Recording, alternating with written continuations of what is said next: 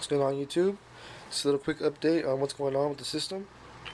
You see I got the two number terminals here, and then I finally got the posts in. Came in today. Very nice.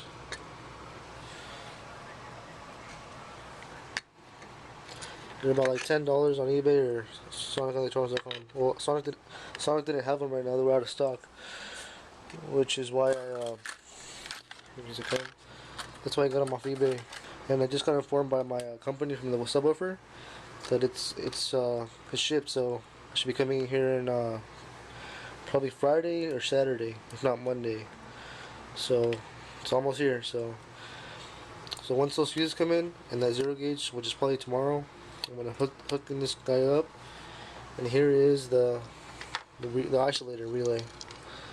So I've been doing some research, and I have a pretty good idea of how this works and what it does, and because I didn't really know what it did in the beginning. I just thought it just like, all I knew was that it turned off the main battery when it was off, but it's like there's a bigger thing behind it, what it does. Basically, okay, this is the ground, which is just grounded off easy, and this right here goes to a true ignition source, not just an ignition. It has to be true. The true ignition source is basically when you crank the car, it'll keep the 12 volts. So you have to just test this out with a bunch of wires under the steering wheel or in the fuse blocks, and just see which one maintains 12 volts as it's cranking up. That'll true ignition. And what these basically do is they just, whenever you crank this, it'll connect them as if it was one wire. But when the car's off, it'll just isolate them. So since your amps are connected to the rear battery, whenever you're playing a stereo, it'll be sucking up in the back one when this one won't even be connected because it's not cranked on. So that's basically what it does. It just separates them. It like splits the wire.